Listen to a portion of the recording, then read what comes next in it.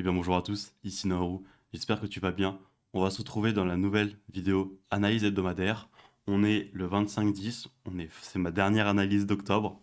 On va faire comme d'habitude, commencer du weekly, descendre jusqu'au H1, passer par analyser les news qu'il y a eu la semaine dernière et qu'il y aura la semaine prochaine, et tout compiler dans ce Notion préparation de la semaine pour être prêt pour la prochaine semaine de training. Le Notion, t'oublie pas, tu peux le récupérer gratuitement dans le premier lien en description. Donc on va commencer en weekly. À l'image des semaines dernières, tu vois que mon scénario baissier et mon scénario haussier sont toujours là. Ils sont toujours d'actualité. Je t'avais dit la semaine dernière que moi j'avais un scénario haussier. Tu peux regarder la vidéo si jamais. Parce que du coup on s'est quitté sur cette bougie-là. Hein, celle-là n'avait pas encore eu lieu. Et je t'avais dit, on va descendre daily, tu vas me le voir. Regarde, lundi, voilà. Ah non, attends, le 18. Voilà, on était là. On s'est quitté là. Je t'avais dit qu'on avait pris cette EVG, on avait touché cette EVG daily là. Et que moi je m'attendais à une hausse pour aller chercher la liquidité daily, peut-être retracer un peu et remonter plus haut pour valider ce scénario aussi là. Tu vois qu'on a quelque chose d'un peu plus mitigé. On a bel et bien toujours rebondi sur cette EVG daily. On n'est pas revenu dedans. Donc pour moi, ce scénario aussi est toujours valide. Juste, il prend un peu plus de temps à se faire parce que ma EVG daily, tu vois qu'elle a toujours pas été touchée. On s'est quitté, je t'ai dit, ouais, au niveau de là. Ce qui s'est passé, c'est qu'on a retracé. J'avais une EVG daily qui s'est fait transpercer, tu la vois ici. On est descendu dans ma EVG 4 heures et là on a rebondi sur ma EVG 4 heures et on va voir un petit peu quand je vais descendre dans les time frame ce qu'on y voit, ce qu'on y pense. Donc je repasse en weekly quand même pour que tu puisses voir que bah, finalement mon scénario n'a pas tant changé que ça. Je peux juste actualiser un peu plus. Hein. C'est un peu. J'ai toujours ce scénario haussier, on a toujours tapé du coup comme je te dis dans ma EVG daily. J'ai toujours une EVG monthly en bas qui peut servir de rebond, j'ai toujours une liquidité monthly qui peut servir de rebond. Euh, Moi, je m'attends toujours à ce qu'on prenne cette target qui est ma liquidité daily. Ma liquidité daily, tu vois bien qu'elle a pas changé. Hein. Dans ce mouvement-là, on est toujours en interne. Ma borne haussière est ici, ma borne baissière pardon, est ici. Mais attends, on va finir juste avec le weekly parce que du coup, je descends de time frame pour que tu puisses bien comprendre. Donc, on va screen le weekly parce que en vrai, il n'y a pas grand-chose à rajouter sur le weekly, tu vas voir. Par rapport aux semaines d'avant, si tu as regardé les précédentes analyses, sinon je t'invite à les regarder, je rentre un peu plus en détail, mais là j'ai pas envie de me répéter, parce qu'il n'y a pas grand chose de nouveau. Hein. On est toujours entre les deux. On peut repartir à la baisse, on peut repartir à la hausse. Moi je m'attends plus à la hausse vu le scénario actuel, mais voilà. De toute façon, on n'a pas besoin de comprendre en détail, plutôt d'avoir un plan exact sur le weekly, parce que de toute façon, on ne traite pas sur des time frames. En tout cas, moi personnellement, je fais de l'intraday, intra-week, et j'ai pas besoin de savoir ce qui se passe en weekly. Du coup, mes trades au grand maximum, ils sont pris en 4 heures, peut-être daily, mais jamais en weekly. Très rarement en weekly plutôt. Donc, maintenant le daily. Du coup, je t'ai expliqué qu'on avait cette EVG là qu'on a transpercé. On a créé une nouvelle haussière, une nouvelle baissière, pardon, une liquidité baissière. Ma daily, du coup, ma 4 heures, pardon, elle fait puissance. Euh, la structure, c'est la même. Hein. Je t'ai mis les deux bancs tout à l'heure. On est toujours comme ça, donc on est toujours baissier. Tu vois, baissier là. Le weekly, il est baissier aussi parce que elle est là-haut, ma liquidité. Euh, je pense qu'on est toujours. Ma liquidité est baissière, mais pour moi, on est aussi parce que on a tapé dans cette EVG, dans cette EVG daily là. On a rebondi, on est en train de retracer un peu. Moi, je m'attends toujours à quelque chose comme ça. Le dollar est toujours baissier, l'euro, il est toujours bien. C'est surtout le dollar en fait qui est baissier. Le dollar est plus baissier que l'euro est haussier. Mais je m'attends toujours à. Je m'attends à cette continuation-là. J'ai pas d'invalidation pour le moment, donc en fait, j'ai pas de raison de penser à un autre biais. Donc on va rester sur ça. J'ai rien de plus à rajouter en daily. On va faire un screen et on va le mettre ici. Ok. On va passer en 4 heures maintenant. Le 4 heures, j'ai besoin de l'actualiser. euh, Parce que j'avais un trade que je surveillais, que j'ai pas pris et que je pense que j'ai bien fait de pas prendre hein, dans le contexte où on était. J'ai un trade qui s'est créé ici. Voilà. Euh, il s'est créé en H1, mais tu vois qu'en fait c'est ce mouvement-là. J'ai eu mon SH. J'ai fait une vidéo sur les stop si ça t'intéresse. Euh, je me faisais fil à ce moment-là, à peu près au milieu, et on est reparti à la hausse. Donc j'avais mon scénario dans ma liquidité 4 heures, dans ma FG 4 heures, j'ai eu mes liquidités qui se sont fait prendre, j'ai eu ma manipulation et ma liquidité 4 heures. Mais moi j'ai eu du mal à ce moment-là à croire à une vraie manipulation, dans le sens où on était très baissier. On était très baissier à ce moment-là, et c'est pas vraiment un retracement. On voit que cette impulsion-là est plus rapide que cette baisse-là, mais dans le sens où ça a été fait en H1. Attends, du coup, faut que je t'enlève mes dessins pour que tu puisses comprendre. Là, du coup, on n'est plus vraiment sur l'analyse, mais c'est aussi comme ça que moi je vois cette série vidéo. C'est aussi t'expliquer le raisonnement économique que moi j'ai et les scénarios de trader que j'ai derrière quand je prends un trade ou quand je ne le prends pas. Donc bon, j'ai mon setup, j'ai mon SH ici. Euh, on retrace, donc je mets mon Fibo 50, on rentre à peu près là, et on part à la hausse. Il s'avère que je me serais fait trail ici, donc c'est pas très grave que je l'ai pas pris parce que j'aurais pas fait un gros gain dessus. Et surtout que moi, à ce moment-là, c'est pas une manipulation. C'est-à-dire qu'on vient chercher très bas, on remonte très haut. On est là, à ce moment-là, je prends un trade à contre-tendance du coup. Mon H1 et mon H4 sont baissiers. Certes, on a rebondi sur cet EVG-là, mais dans cette time frame-là, l'analyse est un peu différente et je me dis, ça sent pas bon cette histoire. Et je le prends pas parce que alors c'est un trade qui dans mes backtests, avec mon expérience et tout que j'aurais pu prendre, mais moi ce que j'aime c'est trader la tendance et les trades de contre-tendance, je les évite. Et là c'est un trade de contre-tendance. Il s'avère que ça part dans mon sens, hein, mais parce que mon analyse reste là, hein, mais pour moi j'avais pas un bon win rate sur ce trade-là. Je vais pas dire que j'avais zéro chance de TP, hein. Juste que je sentais que les probas étaient pas dans mon sens avec moi à ce moment-là. Je ne vais pas le prendre. Ça vient aussi avec l'expérience. Vous allez voir que peut-être que quand vous débutez, vous n'êtes pas capable de faire la différence entre un bon trade que vous pourrez prendre dans votre stratégie et un mauvais. Faut pas non plus mettre trop d'émotionnel et de psychologique dans vos stratégies. C'est bien d'avoir quelque chose d'assez mécanique. Moi, j'ai ma stratégie mécanique. Mécaniquement, elle était là, mais le contexte, pour moi, il n'y était pas. Et je pense que j'ai très bien fait de le prendre après coup, hein, parce que du coup, c'est un trade mardi ou mercredi. Mercredi, je crois que j'aurais pu le prendre. On est quel jour? Mercredi. C'est un trade qui, là, aurait pu bien se passer. Mais quand je l'ai pris, je savais que les probas n'étaient pas avec moi. Et je le sentais pas. Après, ça reste des probas, donc ça peut aller contre moi ou avec moi. Et j'ai fait le bon choix, je pense, de ne pas le prendre. On va revenir en 4 heures, parce que du coup, je divague un petit peu. Bike en 4 heures, elle est ici, elle est passée haussière, du coup, je l'ai actualisée. Ma H1 aussi. Ma H1 aussi, je l'ai actualisé, ouais, j'ai fait ça vendredi. J'ai ma liquidité, j'ai ma VG, pardon, 4 heures qui est là, j'en ai pas vraiment d'autres. J'en ai une là, mais bon, ça en vrai, elle est un peu minable. Je la laisse, mais en vrai, je vois pas à quel impact elle a. Je m'attends vraiment pas à. Pardon. À, mince. Je m'attends vraiment pas à quelque chose comme ça. Je vois pas. Je mets vraiment pas. Donc je la mets, mais je m'attends à rien pour moi. Là, on va juste la transpercer comme si elle n'existait pas. Par contre, celle-là, je m'y attendais parce qu'en plus, tu le vois là, c'est vraiment, elle est impulsive. Elle est très grosse, et ça, c'est une vraie VG. J'ai fait une vidéo sur la VG si ça t'intéresse, si tu l'as pas vue. Je pense que tu l'as vu parce que c'est la vidéo qui a mieux marché sur ma chaîne. Mais je t'invite à la voir si tu l'as pas vue pour que tu comprennes la différence entre une bonne MVG et une mauvaise. Là, impulsive comme ça, c'est une très bonne en plus. Venant de cette réaction-là, c'est une MVG parfaite. Donc, je fais te screen le 4 heures. Le 4 heures qui est ouais, plus une reprise haussière.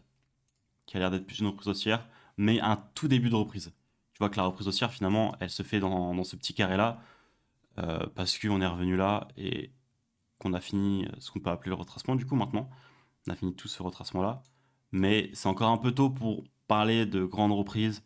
Je m'attendrais plus à quelque chose comme ça avant de parler de reprise et du coup de dire il faut absolument que je cherche un long pour prendre cet effet daily là. Mais à ce moment-là, on peut, en début de semaine, s'attendre à quelque chose d'haussier pour assez vite pouvoir prendre un trade. Voilà. Ça va dépendre aussi comment l'open se fait, comment le début de semaine, le lundi matin, la London de lundi se fait. Mais moi, en tout cas, c'est ce que je préconise à ce moment-là. On va prendre un petit screen. Voilà, on te met là. Bon, on passe vite fait en H1. Non, le H1, pas grand-chose, hein. On est DVG là. On l'a déjà prise en vrai. Ma équité, elle est là. Pas grand-chose d'intéressant de noter en H1. C'est la continuation du 4 heures. Donc on va pas se prendre la tête. La VG Daily aussi. Parce que du coup, j'ai un peu esquivé. J'en ai pas parlé, j'ai oublié. Pour moi, elle est un peu useless. Dans le sens où elle s'est créée. Mais pour moi, celle-là a plus d'impact en fait. Pour moi, c'est celle-là qui guide. Donc elle guide à la hausse. Donc en fait, je m'attends pas à ce que celle qui était créée à la baisse permette d'aller plus bas. Tu vois, dans ce scénario-là, je m'attends. C'est vraiment pas ce que je vois.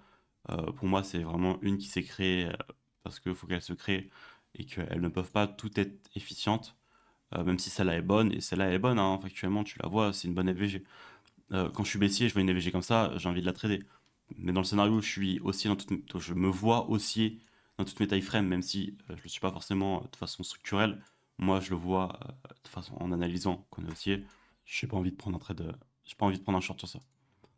Et le H1, du coup, je te dis, il n'y a pas grand chose à voir. Donc, on va passer aux news.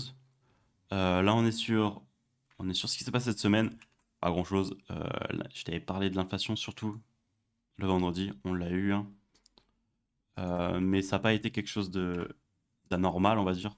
Enfin, entre la valeur actuelle et la valeur prévue, bon, bah, il y a 0,1, quoi. 0,1, 0,1, 0,1. Et le PMI, on a un poil plus. Là, voilà. Mais il n'y a à analyser de ça. Euh, on a un peu moins d'inflation que prévu. C'est bon signe pour les États-Unis. C'est bon signe parce que ça veut dire que Powell va enfin pouvoir remonter ses taux d'intérêt parce qu'il se fait engueuler par Trump parce qu'il veut pas les monter et il continue à les garder bas. Pas si bas que ça, ils sont à 4 et quelques. Mais en tout cas, à pas vouloir les monter tant que l'inflation n'est pas contenue à 2 ou à 3. Non, à 3. Là, on est en train d'y arriver. Donc, on n'est pas très loin de ces objectifs. On y est même, hein. On les maintient à 3. Là, c'est annuel. Ouais, non, on y est à 3 depuis quelques temps, c'est ce qui me semblait. Ah, ouais, il est arrivé vite même. 2023. Ok. Et ce qui va se passer la semaine prochaine. Plus de news, déjà tu le vois. Ah, communiqué FMC et taux d'intérêt. Voilà. Et puis on attend une baisse des taux d'intérêt. Donc, qu'est-ce que je te disais? Il fait vraiment le bras de fer avec Trump pour ne pas avoir à les augmenter. Et il veut maintenir ça bas pour être sûr de sécuriser une inflation baissière. Une inflation à la baisse, pardon. Et contenue. Donc on va voir. Attends. Ah, ok, attends, c'est ça que c'est en plus. Vente de logement, on s'en branle. Confiance des consommateurs, on s'en fiche un peu. Pétrole, on s'en fiche. Ah, ça, on s'en fiche pas du tout. Mercredi soir, 20h. Normalement, tu as déjà coupé toutes les chartes. Mais là, je veux pas que tu prennes de trade. Voilà. T'attends de voir ce qui se passe. Parce que ça va plus avoir un gros impact, ça. Donc là, tu surveilles. Euh, on va voir ce qui se passe. Le PIB, c'est pas si important que ça. Là, on arrive en Europe, donc on s'en fiche un peu. Mais ça, tu peux surveiller aussi la décision des taux d'intérêt à la BCE. T'évites d'avoir des trades, du coup, à cette heure-là. Ouais, c'est la semaine des taux d'intérêt. Et en vrai, le fait que ce soit européen, on s'en moque un petit peu. Et le PCE, c'est pas ça qui va changer ma vie. Donc, ouais, semaine de taux d'intérêt. On va le noter, hein. FOMC à 20h le mercredi. À ce moment-là, normalement, t'as pas de trade. T'as coupé depuis longtemps. 20h, heure française, ça bouge plus. Depuis déjà quelques heures. Mais à la limite, si t'as un long ou en tout cas, t'as un trade en cours, tu fais attention à ce qui peut se passer. Si t'es près de ton SL ou de ton trail, soit tu l'enlèves, soit tu prends le choix de cut ton trade et à la limite de le reprendre après si tu te sens bien, mais tu t'évites de garder un trade avec des targets assez proches à ce moment-là, à 20h. Et le plus important, du coup, c'est le de ton intérêt. Et le deuxième, c'est celui de jeudi euh, de la BCE. Ah, il est à 15h15, c'est quoi cette heure de merde? 15h15. Alors, maintenant, on va réanalyser toutes mes charts, maintenant qu'on a fait ça. Alors, le weekly, pas bougé. Ah, j'ai marqué billet. Mince, ce que j'ai fait. Le billet bougé depuis les semaines précédentes, du coup, hein. Ça fait quelques temps qu'on a cette analyse-là. Euh, mon daily, pour moi, continuation de la reprise haussière. C'est ce que je t'ai dit. De la reprise haussière. Pour moi, le fait de la... Comment je l'écris? Pour moi, c'était la EVG Daily. Me donne ce biais, on va dire. Mais ouais, en tout cas, c'est dans le sens où la réaction sur la EVG Daily, sachant comment la EVG Daily est, mais en plus, on la voit pas. Ouais, mais la EVG Daily, voilà, ouais, on la voit vraiment pas. Mais de la façon dont elle est faite, pour moi, elle est vraiment haussière. On y vient, on rebondit dessus, ce qui me confirme encore plus qu'elle est haussière. Voilà. Mais je t'invite à regarder les autres vidéos si tu veux plus de détails sur cette EVG-là. En fait, il faut vraiment que tu aies regardé les vidéos d'avant pour comprendre comment évolue mon analyse. Et c'est vraiment comme ça que tu vas progresser en trading. C'est voir comment mon analyse évolue. Comment je m'adapte aux nouvelles semaines, au nouveau marché, on va dire, ce qui s'est créé par rapport à ce que j'avais fait avant. Et c'est comme ça que tu vas progresser. Les clowns d'internet, ils ne font pas ça, hein, parce qu'ils n'ont pas les compétences. Mais moi, je me permets de te le faire, parce que j'ai confiance en moi, j'ai confiance en mon trading, et je sais que ça peut vous apporter. Après, vous prenez pas, quoi. Si vous voulez pas évoluer, c'est vous. Mais en vrai, j'ai pas grand chose à noter. En fait, c'est foncièrement la même chose que les semaines d'avant, donc en fait, ça m'ennuie un peu d'écrire des trucs, parce que j'ai juste recopié ce que j'ai fait avant, quoi. Je pourrais aller copier-coller ce que j'ai écrit la semaine dernière, bon, à part en 4 heures, mais le daily et le weekly, c'est la même, quoi. Et là, je vais marquer reprise haussière, ça fait pas sens, mais reprise haussière dans la FVG H4, je mets un R qui s'est faufilé. On attend de voir ce que je te disais, hein, de voir le début de semaine, comment il va se passer. Pour confirmer, ouais, j'ai marqué ça, pour confirmer. Putain, mais je sais vraiment pas écrire aujourd'hui. Pour confirmer cette reprise. Ok. Donc là, pareil. En vrai, pour moi, on est aussi en toute time frame. Donc, ce qu'on a marqué dans la week analyse. Pas forcément structurellement, mais on analyse on analyse haussière. Comme je t'ai dit, on a touché plusieurs RZ. On a rebondi. On a rebondi sur plusieurs reversal zone. Ça a été confirmé. Donc, tant qu'on n'a pas d'invalidation, tant qu'on n'a pas d'invalidation, je reste avec un biais haussier de cette semaine. Ok. Et mes invalidations, c'est quoi? On va voir si c'est sur le marché. Parce que je te l'ai dit comme ça, mais je t'en ai pas parlé. Moi, mon invalidation, c'est petit 1, casser ce plus lot. Petit 2, dépasser la FVG Daily. Donc si on casse ce lot, c'est pas la fin du monde tant qu'on n'a pas cassé la FVG Daily. Donc on n'a pas vraiment transpercé la FVG parce que ce serait pas bizarre de faire ça pour repartir à la hausse. De juste revenir swipe le lot et de rebondir dans cette FVG Daily qui est encore beaucoup à aller chercher. Dans le sens, par contre, dans le cas où on casse la FVG, c'est quand même un sacré signe haussier. Il y a des trucs à prendre là qui vont se créer à ce moment-là. Et si on prend cette FVG là monthly et qu'on n'y rebondit pas et qu'on du coup continue encore plus bas, là mon prochaine target elle est ici du coup. Et à ce moment-là on verra ce qui se passe. Mais là tu m'envoies des shorts à toute berzingue. L'expression me fait rire. Mais et voilà. Mais et c'est bonne chance. Mais on n'y est pas encore. Là pour le moment on est haussier. Mais en tout cas, tu as mes invalidations qui est. Ah ouais, c'est même pas une invalidation en fait, le fait de prendre le lot. C'est vraiment casser le plus bas, prendre la VG Monthly et ne pas rebondir dessus. Et à ce moment-là, ça va être surtout du coup ma VG Monthly. Si on la casse et qu'on descend plus bas, parce que pour moi, si on casse le plus bas, on va forcément chercher la VG Monthly. Donc il y a pas vraiment de scénario entre les deux. Parce qu'en fait, si on prend ça, c'est pour aller plus bas. Par contre, du coup, si on vient ici, ça va être avoir la réaction qu'il y a, en fonction de la réaction qu'il y a. Voilà. Donc à la limite, je peux le noter hein, si ça t'intéresse. Mes invalidations. Alors, comment je te note ça? Break de ma VGT. Prise de la LQM sans réaction. Voilà. C'est comme ça que je vais te le noter. C'est ce que je t'expliquais à l'oral.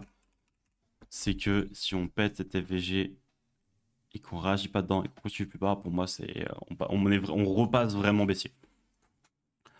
On est bon. L'analyse est faite. Je te remercie de m'avoir écouté. N'oublie pas, le template Notion, tu l'as dans le premier lien en description. Je t'invite à aller me follow sur Insta. Je poste pas mal là-bas. Je pense que c'est un canal qui est qui va être très intéressant pour moi à utiliser pour pouvoir te partager peut-être des analyses, des trades que j'ai pris. Je te partage pas forcément les trades que je prends, mais là-bas je vais pouvoir le faire. Je te parle des réflexions que j'ai en trading et tout. Je t'invite à vraiment y aller. Les autres clowns te parlent de Telegram un peu miteux. Pour moi, c'est vraiment. C'est bizarre d'envoyer sa communauté sur Telegram. Je t'invite vraiment à aller me follow sur Insta. Je te souhaite un bon week-end. Bonne chance pour ta semaine de trading. Et au revoir.